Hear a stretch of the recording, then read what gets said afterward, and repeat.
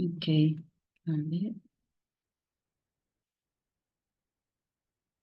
I think we can.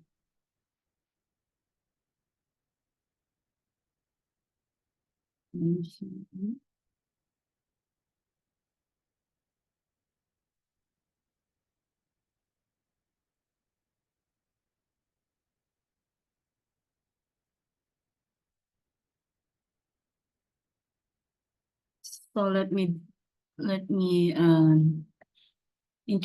reintroduce Hippodamus of Miletus. He's known to be the father of town planning in Western civilization. So he was a lawyer architect, okay, from ancient Greece, widely regarded as the father of town planning in Europe and Western civilization. So his approach to city planning was revolutionary for its time because he introduced a structured geometric design to urban spaces, and this was in stark contrast to the often organic and irregular layouts of early settlements.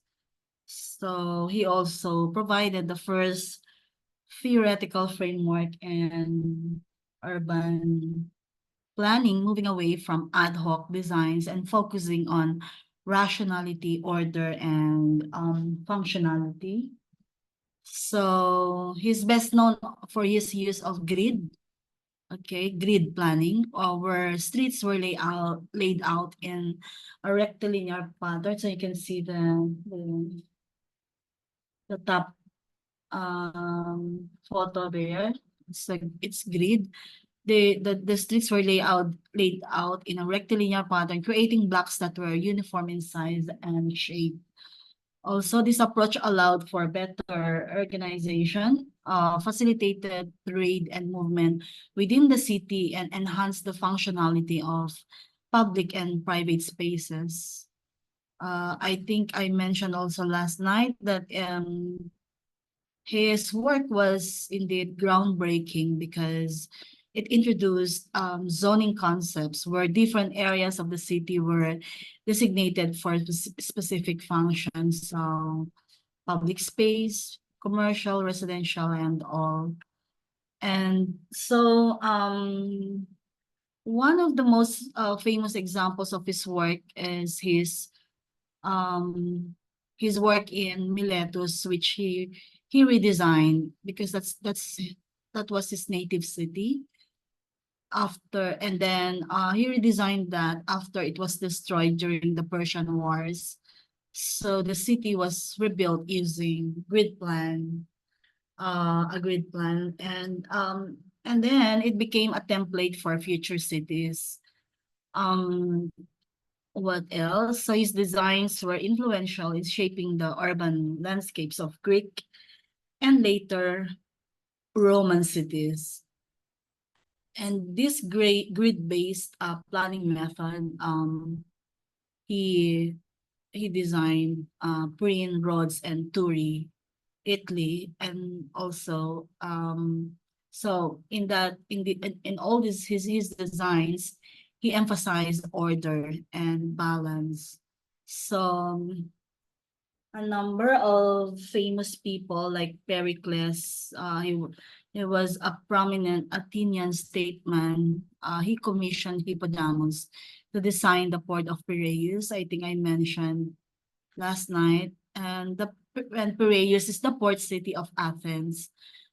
This was a critical project for Athens because Piraeus was a major trade and naval hub. Okay, so please don't forget that. And the layout of Piraeus, which is the port city of Athens, you can see there. Okay, you can see the map, right? So it showed it shows how Hippodamus' characteristic grid pattern with well-organized districts and key public buildings such as temples and theaters. Another personality, a famous person, Alexander the Great. by his name, right? So nakakabit yung the great. He also recognized the genius of Hippodamus work and commissioned him to design the city of Alexandria in Egypt after his conquest. So um, Alexandria became one of the most important cities in the Hellenistic world and a center of learning and culture. So Hippodamus' ideas of urban organization through those patterns we call geometric and zoning influenced not only ancient Greek and Roman cities but also the development of modern town planning principles. So he had that legacy, and it can be seen in how modern cities are often planned with emphasis on order, functionality, and designated zones for different activities. So, of course, you can remember clearly and um, quickly uh, the works of Hippodamus of Miletus. Okay, we can go to the next slide. Athens and Acropolis. This one, it provides it provides an overview of the significance of Athens during its peak in ancient Greece, with a specific focus on the Acropolis and the city's layout. Can you see the layout there? Culture and public life. So, during the period between 700 to 404 BC, Athens emerged as one of the most prominent Greek city-states. It gained preeminence due to its political power, cultural influence, and contributions to philosophy and the arts.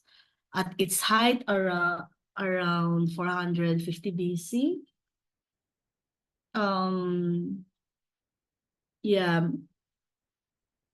okay, Athens had a population of 40,000 citizens and 100,000 slaves. So number of slaves is greater if you notice. So making it one of the largest and most influential city-states of the time. Athenaeum, okay, just follow with the bullets there. Athenaeum and the importance of rhetoric and philosophy. Um, the Athenaeum, or during the time they call it Q&A schools in Athens, emphasize the importance of rhetoric, reasoned debate, logic, philosophy, culture, and sports. And so these schools fostered intellectual discussions and played a key role in the development of Greek philosophy and democratic thought.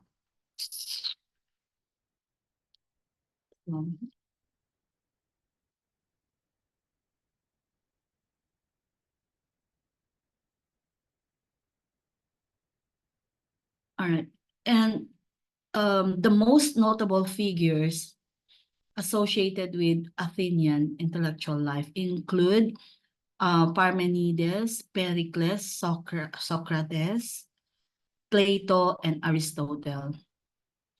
These philosophers and statesmen, okay, laid the groundwork for Western philosophy, ethics, and governance. So the focus on debate and public discourse in Athens contributed to the birth of democracy, where citizens engage in public decision-making and governance. So there were two distinct functional zones, the Acropolis and the Agora. So in that slide, you can see 427 to 340. Is it still the one? Okay. Polluter vapors falls. I think we can.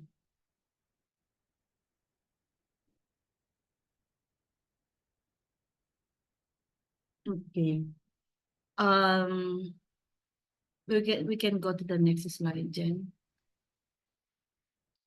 So that's Plato. Um, Okay, the Plato was Plato. Okay, so you can see I can read 427 to 347 BC, and the polluter pays principle, right? This introduced Plato's thoughts on environmental responsibility, particularly focusing on the concept that those who cause environmental harm should bear the cost associated with it. So this early form of the polluter pays principle is seen as a philosophical foundation for modern environmental law. So what's pays principle? Plato's statement addresses the issue of polluting water and suggests a law that would hold individuals responsible for any intentional pollution of public or private water sources, such as springs, reservoir, or cisterns. So according to Plato, if a person pollutes water, whether by dumping poisonous substances, digging, or theft, the victim has the right to bring the case before the city wardens and demand compensation. So the injured party, here in this premise of polluter pays principle by Plato, the injured party is required to file a formal complaint specifying the value of the loss due to the pollution. The process emphasizes the importance of justice in resolving disputes involving environmental harm. So later um in area 3 of our review, which would be the last part, we would be dealing with environmental laws, and you would see the connection between that of Plato's and that of those laws and jurisprudences that have been um, that had dealt largely on environmental harm.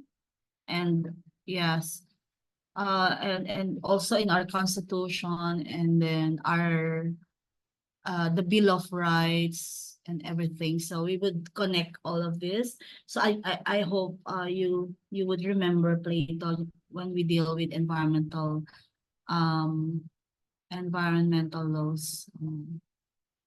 If the accused also in this context, if the accused is found guilty of harming the water through deleterious substances, they're required to do more than just pay damages. They must also purify the water they have polluted. So what a beautiful statement with of Plato. And so Plato emphasizes the idea of restorative justice. The guilty party must not only compensate for the damage, but also take direct action to restore the polluted environment. So the offender also must purify the stream or cistern that contains the water, following the laws of the city that govern such processes. So this reflects an early understanding of environmental responsibility and the importance of repairing the damage caused. So Plato's legal prescription illustrates that the polluter pays principle is not a modern invention, but has roots in ancient philosophy. It reflects an understanding that public resources like water must be protected, and that harm to the environment should be rectified by those who cause it.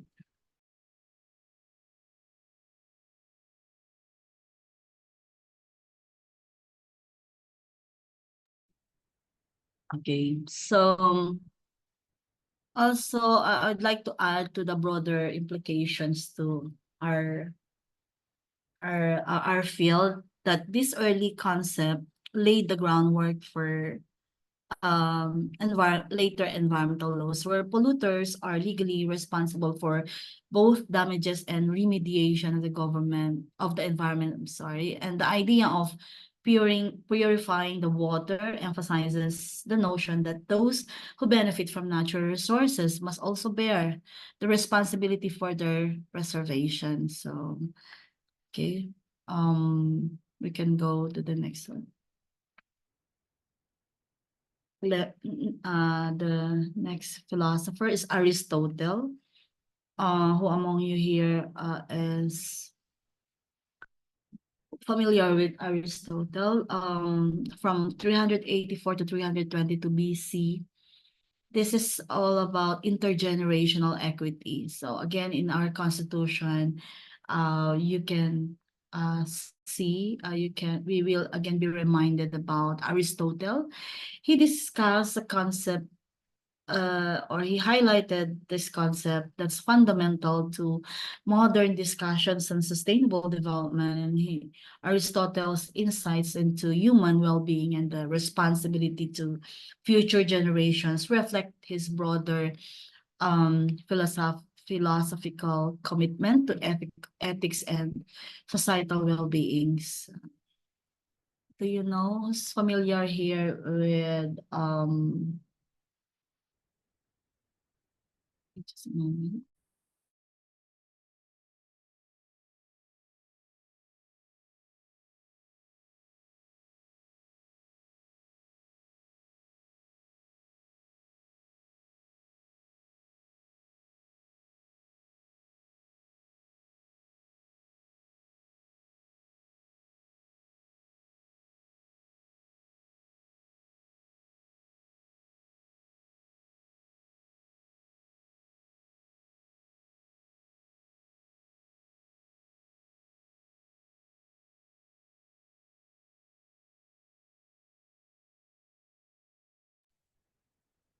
Okay, thank you for waiting. So do you remember if someone here is familiar with the landmark decision of the Supreme Court recognizing the doctrine of intergenerational responsibility on the environment in in the Philippine legal system, Factoran versus Oposa. Do you remember that? Okay. Yeah, I think it was also asked in the board exam. And so if you connect that, we can trace back to that of Aristotle's principle or intergenerational equity. But anyway, we will be discussing that Oposa versus Factoran on intergenerational responsibility in the area 3 when we reach area 3. So we're like lawyers, right? Environmental planners are lawyers because we have environmental laws to defend our environment and people that makes up the environment. So both in the present generation and the future generation. So Aristotle's view emphasizes the human well-being is not solely determined by satisfying immediate needs or desires. While it's important for people to address their current preferences and ensure well-being in the present, there's more to living a fulfilled life than simply focusing on short-term satisfaction. And so this reflects Aristotle's idea of this type of equity, intergenerational equity. So Aristotle extends the concept of well-being to include a moral responsibility toward future generations. So he argues that it's necessary for people today to ensure that sufficient resources are left behind for future generations to meet their needs and preferences. So it's a clear early articulation of the idea of intergenerational equity, where the current generation must balance their needs with those of future generations to avoid depleting resources or causing harm to future societies. So even this leaving behind statement or phrase, this is actually the essence of the 17 SDGs that we have. So leaving behind, the sufficient resources to the future generation, because Aristotle stresses that resources must be preserved or used responsibly so that future generations do not find themselves constrained or broke in their choices or well-being. And this idea resonates with the modern principle of sustainable development, which aims to meet the needs of the present without compromising the ability of future generations to meet their own needs. So the goal is to ensure that future generations are not limited by the environmental degradation or resource depletion caused by the actions of the current generation. So the quote from Aristotle is relevant to discussions not only on sustainable development, but a lot, a lot could be linked into this one. It connects to the idea that we must make decisions today that consider their long-term environmental, social, and economic impacts. So I would like to reiterate that intergenerational equity is a central pillar and in many sustainability frameworks, including global agreements like the UN's SDGs, which seeks to promote sustainability across all sectors to ensure a better world for future generations. I hope we took a lot from this, from Aristotle, Plato, some, and then we can go to the next slide. So there are a lot there.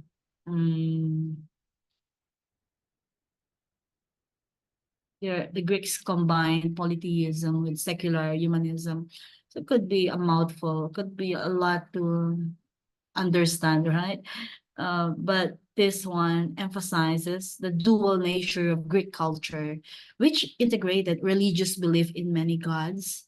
That's polytheism. Okay, polytheism means religious belief in many gods, and with an evolving focus on secular humanism, which is celebrating the human experience, intellect, and physical forms. So let's try to do that one by one. Those images there depict famous Greek sculptures of gods and mythological figures reflecting the polytheistic nature of ancient Greek religion. And so these statues and figures were often placed in temples, public spaces, and homes, signifying the importance of worship and religious reverence in everyday life. Zeus. Zeus here, you remember Zeus? Zeus, the king of gods, of the gods in Greek mythology, often depicted as a powerful, muscular figure symbolizing authority and strength. Just to make sure that we remember them, because in our board exam, they will always ask for anything under the sun, right? So also in 2024 board exam, they asked about liquefaction and many more. So you need to understand those normal events, climatic events, and those anything. So in history, you would expect that, 2025 might be the biggest surprise in history and theory, because it's the chairman of the PRC board who's doing the exams for history and theory. So okay. Hermes and Dionysus or Hermes, he was the messenger of the gods. And can you see that? Him holding the child, God of wine and festivity, things like that, and symbolizing the connection between divine and mortal life. So we should really be able to understand those more than memorizing.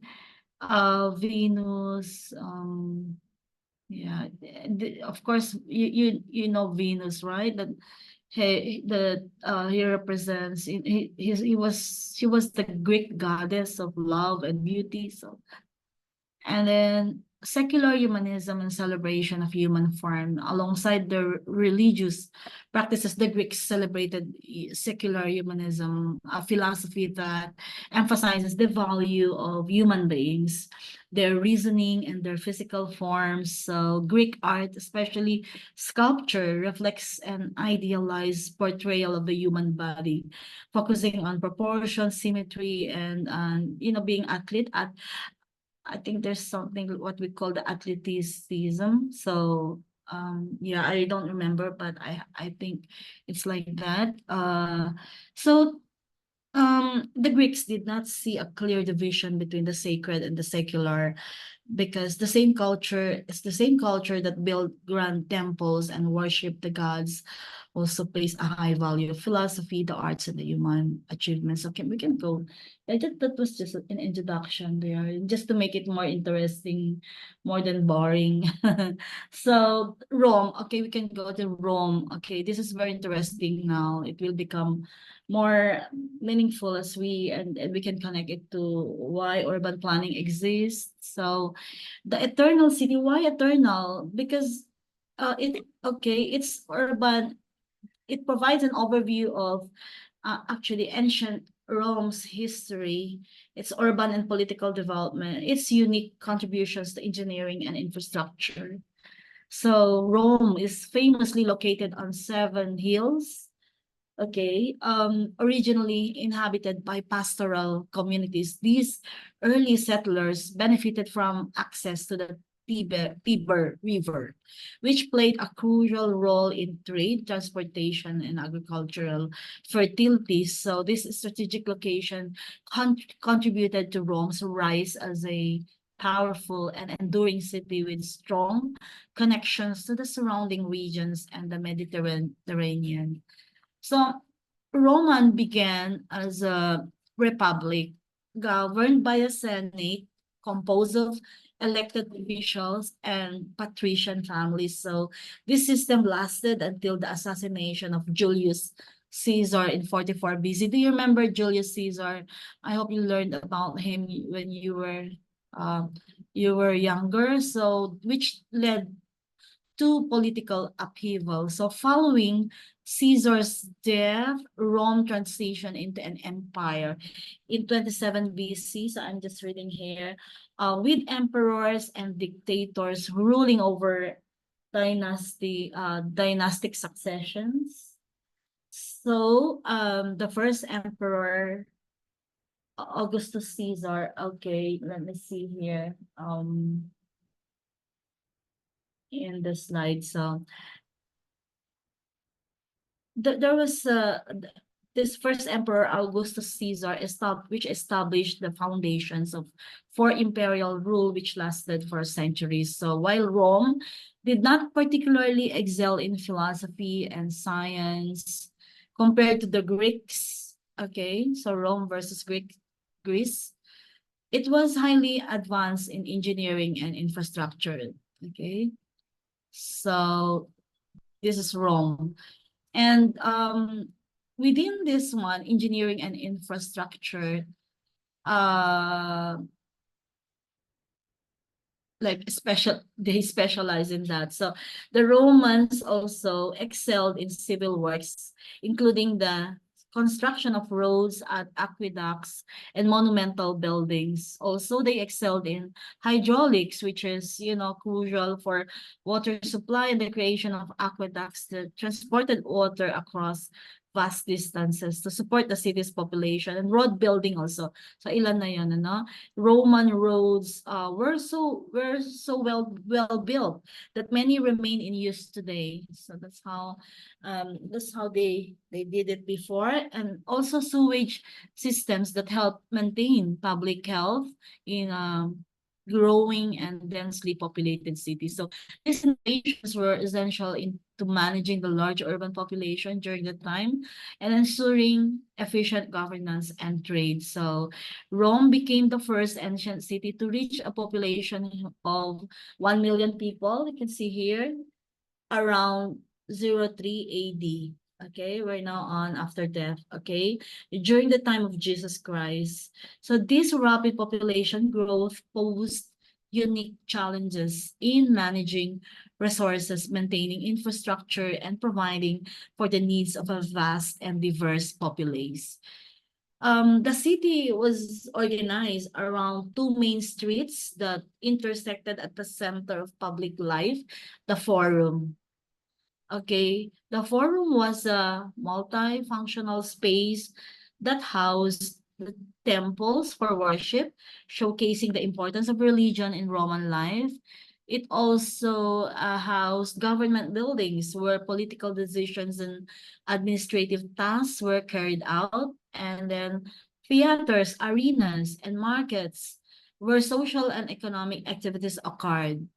It also housed libraries, schools, and venues for public assembly, reflecting the importance of education and public discourse. So the Basilica, originally an official hall for imperial functions, was also located in the Forum and later became an architectural model for Christian churches. So despite its impressive infrastructure, Rome struggled with overpopulation, which led to a range of issues such as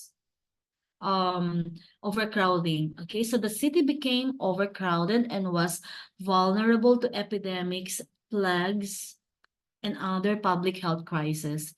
It was also fires were common as well, with one of the most infamous being the Great Fire of Rome during the reign of Emperor Nero. So overcrowding and resource shortages exacerbated these issues, challenging Rome's ability to manage its vast urban population.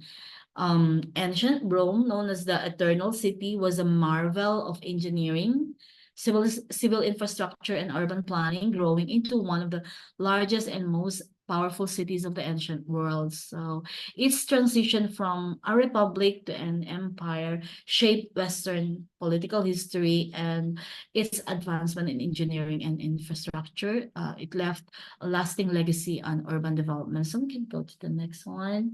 The imperial city. Okay, the next one. So the Romans were highly concerned with defense.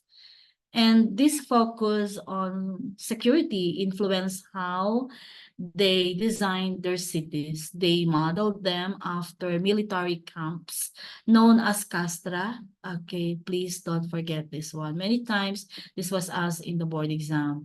They modeled them after military camps known as castra, which were fortifications used to house soldiers. The entire city was typically enclosed by walls, ensuring protection against invasions. These walls were an essential part of Roman urban planning, especially in frontier regions of the empire where the threat of invasion was constant. Then they had grid iron street patterns, were a signature feature of Roman city planning. They were a signature feature, okay? And this geometric layout allowed for efficient movement of military units within the city, as rectangular platoons could easily navigate the streets, making defense and order simple to maintain. So the grid layout was also useful for managing the flow of civilians and resources, making it an efficient design not only for defense but for trade and transport. All right. So the Romans were highly strategic when choosing locations for their cities. They opted for areas with good access to important routes, including major roads, rivers, and sea routes. This allowed for both defensive strength and economic advantage, as cities were often hubs for trade and communication.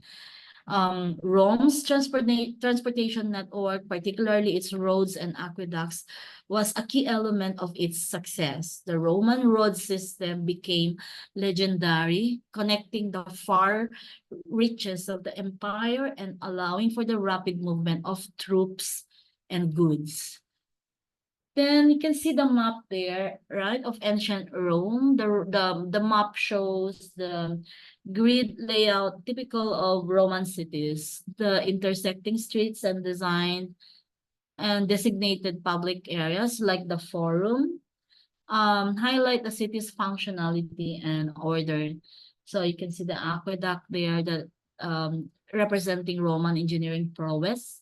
These structures transported water from distant sources into the cities, a critical innovation that supported large urban populations and maintained public health. And so, um, can you see that from the right, Olintos State. Okay, let me enlarge. Olintos Roman cities. So this Roman city plan further exemplifies the use of the grid iron design in urban planning. The buildings and streets were arranged with precision, allowing for an organized and defensible urban environment. So ancient Rome's status as an imperial city was underpinned by its military-centric urban design, which included the gridiron street layout, fortified walls, and strategic locations near essential transportation routes. So let's see the next slide. Okay.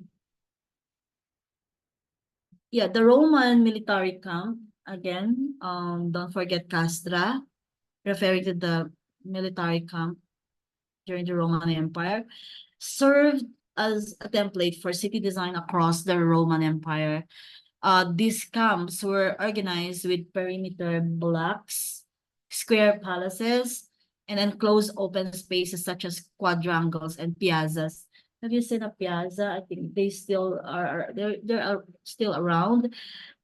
This grid-like arrangement facilitated defense, movement, and administration. So the Castra design allowed for the quick establishment of functional, defensible cities in newly conquered territories, many of which eventually grew into important centers of culture and commerce, including London and Paris.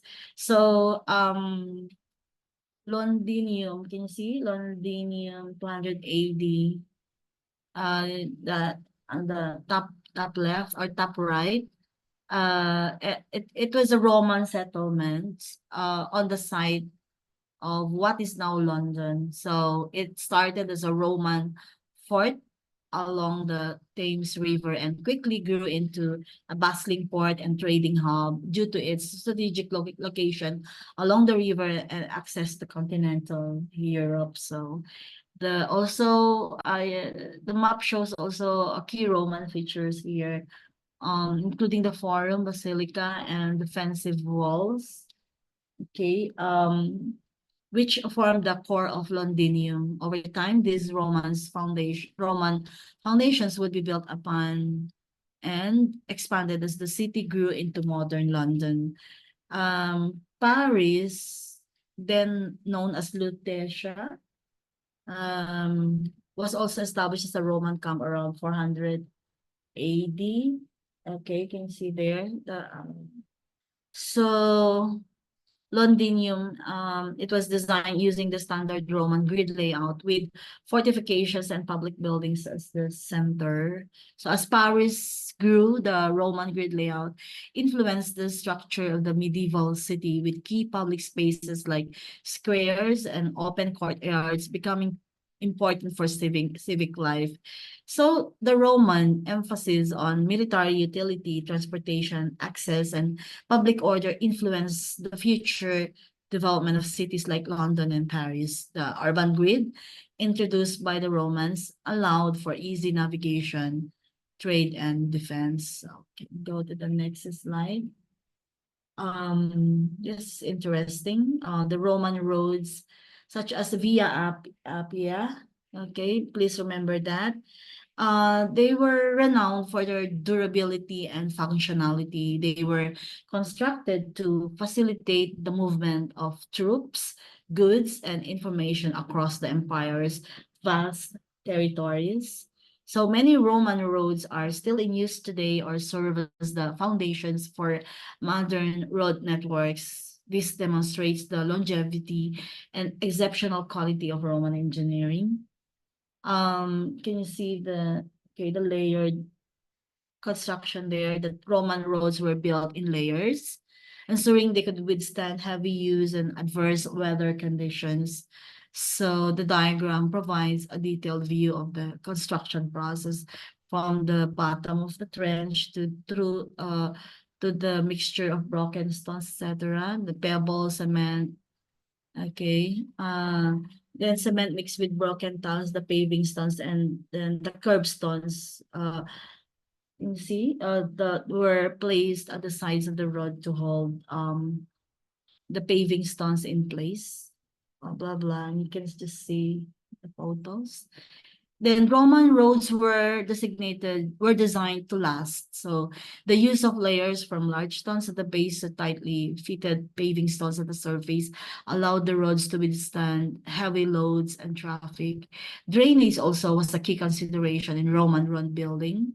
The curbstones there and slight curvature of the roads helped direct water away, reducing erosion and damage to the road surface. So just and the images of the Via Appia and other Roman roads showcase the enduring nature of these ancient structures, and the roads are still largely intact, despite being built over 2,000 years ago. So, maybe we can go to the Roman civilization in the next slide.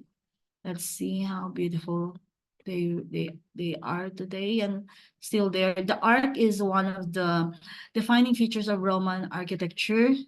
It allowed the Romans to build larger and more durable structures, including aqueducts, bridges, and monumental buildings. So Roman architects used vaults, a series of arches to create vast interior spaces without the need for columns, a key feature in Roman baths and basilicas. So, well, how about the Duomo there? Duomo.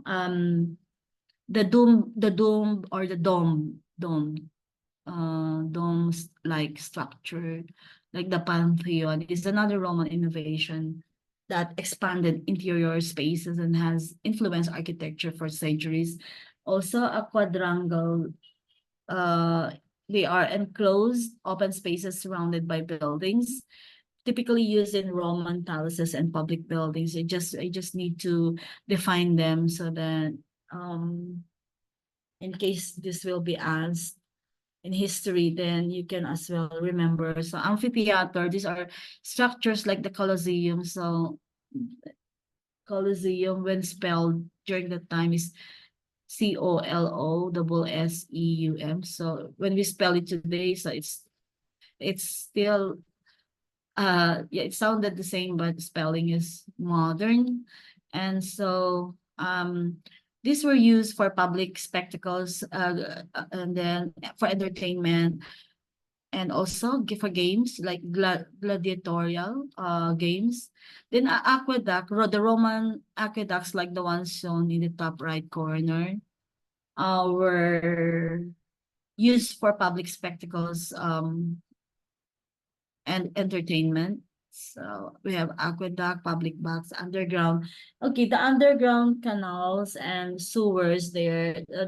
The Romans were pioneers in urban sanitation, using underground canals and sewers to manage water and waste in their cities. So the elements of Roman architecture and urban planning greatly influenced most cities in continental Europe. Roman roads, aqueducts, and public buildings became the blueprint for city planning in the centuries that followed. So these architectural innovations were not limited to public works. They also shaped private homes, villas, and government buildings, leaving a lasting impact on European architecture. So probably we can go to the next one. We'll just finish about Roman Empire. So okay, at its height, it says here, the Roman Empire was one of the largest and most powerful empires in world history. So the empire encompassed regions that today include countries like Italy, Spain, France, Egypt, Greece, and much of Britain, along with parts of Asia Minor, now Turkey, Syria, Mesopotamia, now Iraq, and the Levant the Mediterranean Sea was referred to as Mare Nostrum by the Romans, as the empire controlled almost all of the coastal regions surrounding it. So we can go to yeah, we can go to the next one. The 5 major architectural and engineering feats of Roman Empire. Okay, there are 5. So I mentioned about Colosseum, right? So this was built under Emperor Vespasian, as you can read here on the slide, and completed under his son Titus, or Titus. The Colosseum was a monumental structure in ancient Rome used for public spectacles, used as gladiatorial contests, animal hunts, and execution. So known as Colossus due to its massive size. So it could seat up to 50,000 spectators. The design included an intricate system of underground chambers, elevators, and passageways used to transport animals and gladiators to the arena. So you can just imagine what they have during this time. So the Colosseum is one of the best examples of Roman engineering, particularly in terms of its use of arches and concrete to support the massive structure. Then there's the Forum, also by Emperor Trajan. um the Forum of Trajan was the last and largest of the imperial fora in Rome. So it was completed in 112 AD. It served as a center for public life, combining elements of government, commerce, and religious practice. Trajan's Forum included basilica, then the market complexes, and Trajan's Column, which celebrates his victory in those wars before, and the column is adorned with intricate carvings depicting scenes from the campaign. So yeah, the forum's vast space and grand design made it a symbol of Rome's power and prosperity during Trajan's reign. Then the Pantheon, you can see of the gods and its famed rotunda by Emperor Trajan. If you notice, these technical terms are those that we still use today. So originally built under Emperor Trajan, the Pantheon was later completed by Emperor Hadrian around 126 AD. It's one of the best preserved buildings from ancient Rome and was dedicated to all the gods of pagan Rome. They have the god, but they call it pagan Rome. So do you see the contrast there, right?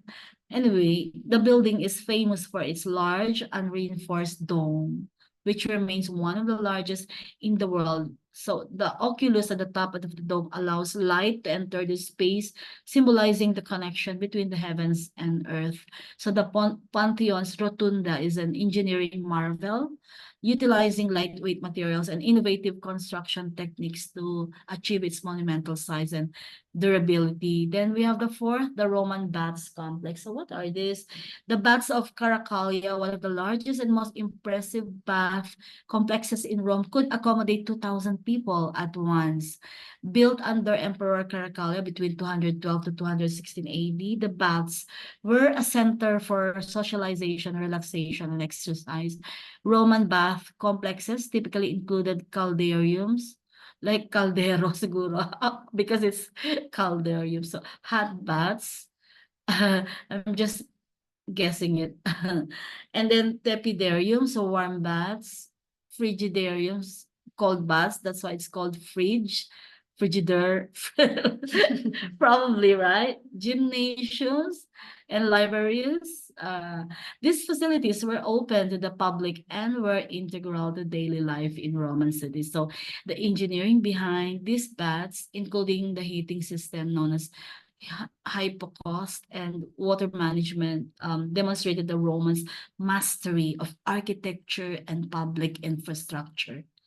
Okay, Basilicas, Roman basilicas were large public buildings used for administration, law courts, and commercial activities. So over time, the architectural style of basilicas was adopted by the Catholic Church. So for its places of worship becoming the model for early Christian churches.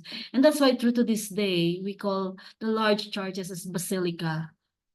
Okay, especially those that are, heritage already.